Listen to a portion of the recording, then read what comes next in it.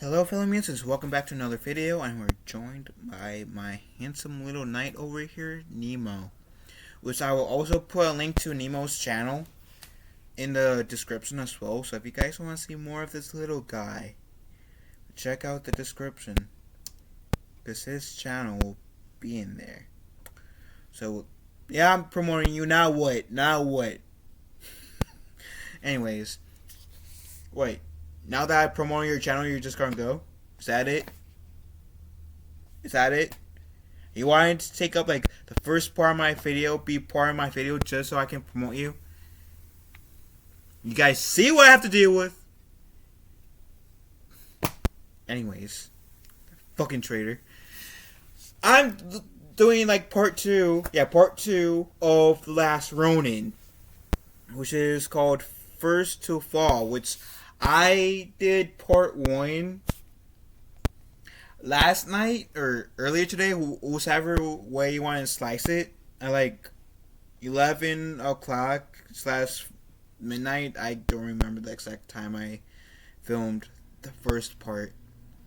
But that was also kind of my bad. That was a lesson for me that I should probably do these comic book reviews during the day, just so I can like use the naturally given light, show the images in these comic books if I'm going to do these comic book reviews in the future. Better. That makes sense. Anyways, little bit of a recap of part of what this is about. So essentially, takes place in the future, where there's only one surviving turtle, being the last Ronin. This turtle, by like the last page of the first part, which the first part was called Wish for Death, has been confirmed to be Michelangelo, the party dude. But in this book, yeah, we don't get the party dude. We see Michelangelo become more serious.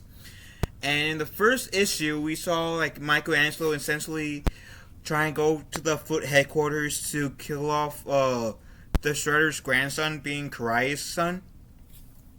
And we see this girl. She finds Michelangelo passed out.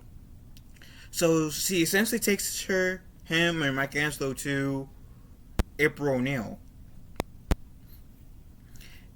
When Michelangelo says, "April, is that you?" And then April says, "Nice to see you, Michelangelo." Pretty much, like, confirming that the last Ronin is Michelangelo. And then we get into part two, which part two is like, it's kind of like, it's partially like, I feel like half of part two, being First of Fall, is flashbacks. Cause so we started out with April in the bed, right? And then we see a flashback. This entire page is a flashback, and it goes like on for like kind of like, we go into present day, then go back into flashback, and we get it for at least 3 pages, right? In the first part. And these flashbacks like sets it up like the turtles were ambushed by the Foot Clan, and they essentially got their ass handed to them. But Splinter's in pretty bad shape, and it's later confirmed in these flashbacks that Splinter died as a result of this ambush. And on top of that, in the first set of flashbacks, we see that Casey and April just got engaged. Casey popped a big question, and they want to tell the turtles. They're running late, have no idea the turtles are in this ambush, and then Raphael comes barging in, throwing all the food that was on the table off just for Splinter. And it's really intense, right? And then we get back into present day, and we see April. She doesn't have her arm, which makes her more Skywalker than Rey Palpatine is in the Star Wars movies. Yes, I made another Star Wars reference. Don't judge me. Don't judge me. And not only did she lose her arm, but her leg is missing too. Now, I don't know what happened. I'm guessing within either the next issue, the next part, or the part after that, I'm guessing will be part 3. It's where we're going to see how maybe how April lost her leg and arm. I mean, we kind of have to now because I'm wondering. And then we see Michelangelo talking to his brothers, his ghostly brothers, because yeah, Michelangelo's the only one who's alive right now. He's talking to his 3 brothers, which are kind of like, again, I'm going to make another Star Wars point, but it's kind of like Force Ghosts in this story, but yeah, I guess like manifestation or ghosts trying to steer him on the right path, you know, and at the end of this first conversation, because I have a few, I feel like in this chapter, Michelangelo says, "I was finished what we started." And I don't know why I picture Kylo Ren from The Force Awakens. "I will finish what you started." So look at my the someone melted mask on my grandfather, Darth Vader. But Michelangelo says, "I will finish what we started. What Master Splinter raised us to do. The last Oroku." So essentially, this entire book is Michelangelo trying to avenge his brothers and Splinter's death by killing the last Oroku, the Starter's grandson, Karai's son, and then we get this flashback, right? Another flashback, and it's pretty cool. And this flashback really centers around Raphael, pretty much contemplating what Michelangelo did in the last part, try to infiltrate where the Foot Clan is meeting, and keep in mind this is flashback, of course. So Karai is giving this speech to the ninjas, saying, "Yeah, we have to kill these turtles, because they're a pain in the ass, and it's a past time that we do something about it. These turtles cannot be a pain in the ass anymore." And so, Raphael's mad. He's peeved. He wants revenge. Because Splinter just died from the wounds the Foot did. And this comic really, is, for a mature audience. Because, this fight, I'm kind of pulling away because I don't know how YouTube will react to this. But I don't know how well you guys can see, but there's in this shot, this little red streak is blood from the fighting, right?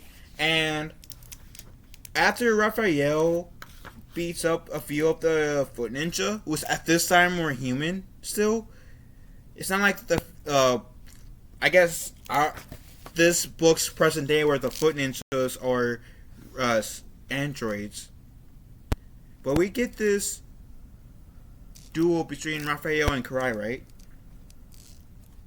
And it's pretty cool. It's a pretty cool but brutal fight.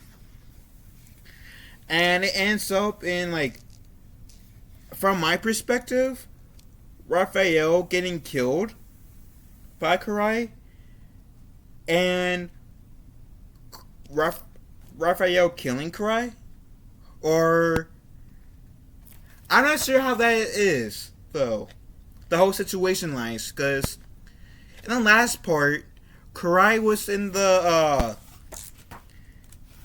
I'm so tempted to make a so respond to this, but I'm going to. Into this, the Ninja Turtles version of the Bantha take. And she's unconscious. And I'm not sure.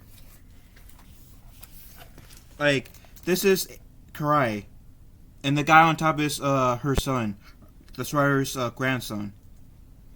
So I don't know if she's still alive and just been like really badly wounded from guessing these 20-ish years, because I'm saying that 20-ish years for something I'm going to discuss in a bit.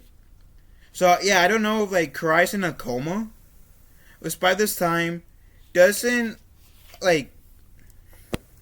Correct me if I'm wrong, because I'm not like a medical. I don't know everything about the medical field. I'm not gonna pretend I'm a doctor, but I like 20-ish years. Is it even possible for someone to survive being in a coma for about 20 years? Is it even possible? Let me know in the comments section. So yeah, sorry I had to check out my cat jump cut, but so I'm guessing if Karai's somehow still alive, back when the Shredder was still kicking around, that he put her into this cryonesis that could preserve her lifespan. Because as far as I know, people can't like really survive in a coma for that for like what 20 years. So that does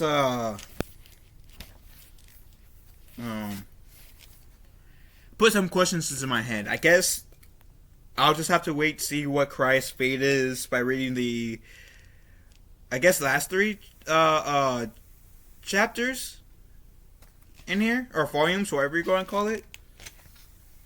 For those of you who doesn't know, this is all 5 volumes in of the last Ronin in. So I'm very, very interested in how this essentially ends. So I guess Nemo decides to feel that he felt bad, and for sticking only like the first 30 seconds, so I can give him a shout out for his channel. And I guess he wants to steal the light show, right? Oh yeah, I'm wearing an It's Zero shirt. Before I continue. Okay, I'm at that part. Chicks dig ninjas. But it's all the classic Ninja Turtles, not this. I had to wear this shirt. I had to wear at least one Ninja Turtle shirt in this 5-part series that I'm doing. 5-episode series I'm doing for the last Ronin, or 6-part if you count the part where I'm going to initially give you guys my review or my thoughts of the last Ronin and overall after I finish this. So yeah, 6-part. I feel like my for on this channel, I'm giving you guys the Disney Plus treatment.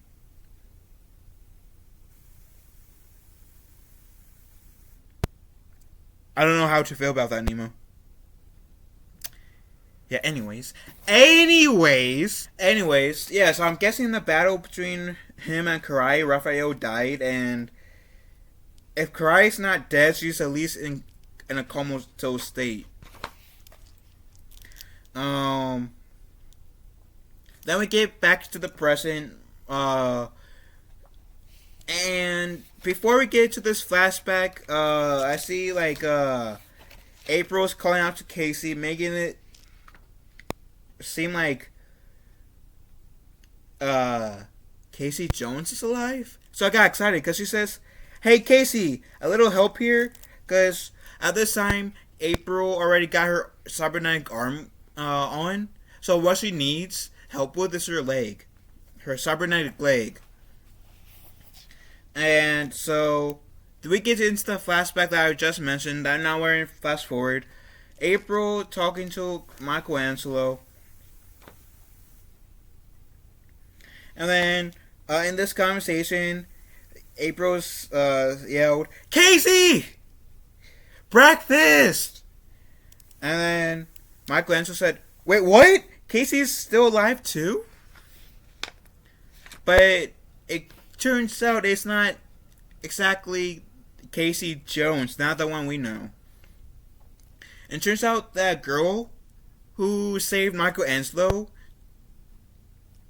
by the end of the first volume, who is Casey and April's daughter, is also named Casey. Because even April in this shot over here, she says, "Michelangelo, I'd like you to meet my daughter, Casey Marie Jones." Not to confuse it with Casey Jones that has hockey mask. Which, if my cat wasn't on me right now, I would totally get my hockey mask. So yeah. Hey! I couldn't resist. I had to kick my cat off my lap just so I can wear this mask. Now all you need to get is a hockey plug, so I can kind of like have like literally half the cosplay. But I couldn't resist. We were talking about Casey Jones, or at least I was referencing Casey Jones. How to bring out my mask that got Casey Jones. If you guys don't believe me, look. Teenage Mutant Ninja Turtles, Casey Jones replica mask. Trust me, if the box seems to be a tad bit beat up here, not my fault. It came like that, but yeah, I had to. I'm sorry, I had to. Love you guys though. Okay, back. I had to. I'm sorry. I had to nerd out for a moment. But after this conversation, after Michelangelo meets I guess Lady Casey, or April's daughter Casey, we go to where the Foot Clan is held, and we see that the Shredder's grandson is practicing against some foot ninjas, which I'm guessing that like not all the foot ninjas are cyborgs, because some of them are human. So it's nice to know that there's at least some human ninjas in the Foot Clan. And in this practice session, the Shredder's grandson said, "Kill me, cowards, or I will have to kill you." And so, essentially, this is a life or death training exercise. Of course, Shredder's grandson beat their asses. And then we get a little conversation before switching back to our heroes of the story. And in this conversation, we get there's three different factions of New York. There's Rock Bottom, the battlefield, and the underground. So, in words of Casey, she says, as she explained it to Michelangelo, Rock Bottom's the battlefield, and the rest of us is underground. We are the resistance. And then we get to just April and Michelangelo, right? And Casey tells Michelangelo that she heard stories of them, of Michelangelo, his brothers, and Splinter. That to her, they were just stories, storybook heroes. Never has she thought that she would be meeting one of them. And then she there's this little covers thing or sheet, whatever. Once she takes it off, we see weapons like the turtles' weapons and their masks, and this book that we in a few moments get confirmed that was Splinters. And Michelangelo says, "These are all very personal to me. Thank you." And Casey asks Michelangelo, "Where has he been all this time?" And so we get this pretty cool montage looking thing. Oh, it's kind of in black and white, like you see. Of Michelangelo's explaining where he has been this entire time, which ends on this page. Which essentially why like he has been in the mountains trying to center himself, trying to train not only in the art of the nunchucks, but master all the forms, trying to find that center, that inner peace, as Oogway would probably say from Kung Fu Panda. Don't trust me, I made that reference. And essentially wanted to die, but I guess the mutation in him didn't let him die. And so his Splinter's book was a path. To quote Michelangelo, Father's book was the path to learn and master all forms of martial arts. To adapt to every challenge, every form of combat. I was the last of my clan, masterless Ronin, and it was up to me to restore our family's honor. My training reached its end. There would be no peace until I fulfilled my destiny. It was time to come home to face it, which I guess is to kill the Shredder's grandson, so the war can be ended. If that makes sense. Oh, come to face it, to complete my master's mission, kill the last Oroku. So yeah, I was right. And then she asks, what does the last space means, which says no peace. And Michelangelo says, means I still got work to do. And then there's this like comment, while Michelangelo and Casey were talking, Casey was mentioning to Mikey that she didn't tell what happened in the first volume to April because she wanted to give her mother some hope, and that Casey said that her and her crew can help out Michelangelo's mission, and Michelangelo said, I appreciate the offer and all, but I have to refuse. I kind of like written it differently, but that's the gist of it. And then Casey says, it's cute that you think I'm actually giving you a choice. And then Michelangelo says, I can't decide. I'm trying to decide whether or not you remind me. I mean, if you're more like your father or your mother. And then we get April going to this case, right, to get the Fugitoid's head. And that's where episode 2, or part 2, I should say, ends. So I actually really this issue really keeps me invested. Which again, part 2 is called First to Fall.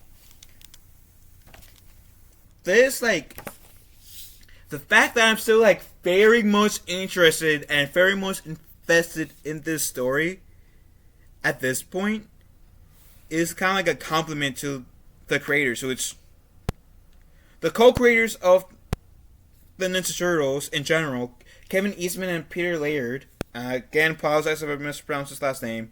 Is involved with a few other people who were involved in this, but the co-creators of the Ninja Turtles franchise had a hand in this. It's the fact that I'm still interested in this. It's wow, okay. I really like how in this following we actually get where Mikey's been all this time, and get a bit more with the flashbacks, get to see more of how Michelangelo became the last Ronin and why he's not the party dude anymore. He's more like the he's more like his attitude is more like serious change, and you can say that as time goes on, people naturally mature and all, and yeah, to that respect, you're right, but Michelangelo had to go through some tragic shit, so which would like break anyone, and part of this story also says that Michelangelo tried to like go to the mountains to die off, but apparently that his destiny isn't to just die off alone in the mountain. His destiny is to kill off the last Saki or Hiroto's. Hamato. I don't know. That's the Hamato's the what? The turtle splinters. The Roku. I don't know why. Call myself a Ninja Turtle fan, and I can't believe I did that. Shameful. But I like how dark this is. I like how mature this is. This has to be basing it off of the 2 volumes. Do they call volumes or parts? So they do call it parts. Okay. Volume, chapters, whatever, that I read from this. This has to be one of my favorite Ninja Turtle stories to date. And based from this, the first 2 chapters, or parts, whatever, I do highly recommend you guys getting this. If you guys are a big comic book fan, get this. If you guys are a big Ninja Turtle fan, get this. This is a really amazing story, and I'm loving every second of it. I'm so like vested into the story, and I cannot wait to read part 3. Which part 3 is called Fight or Flight. So I can't wait till I read the Fight or Flight chapter. So with that said, have you guys read part 2 to The Last Ronin, which is called First to Fall?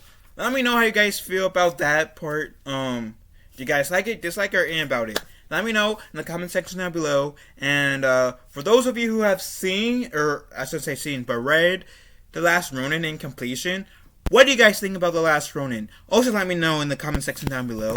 Love you all. Have a wonderful day. Be kind to one another. And thank you so much for those of you who stuck around these 28 minutes and to hear my review. Love you guys. Have a wonderful day. Be kind to one another. And I'll talk to you guys next time. Later, taters. Love you all.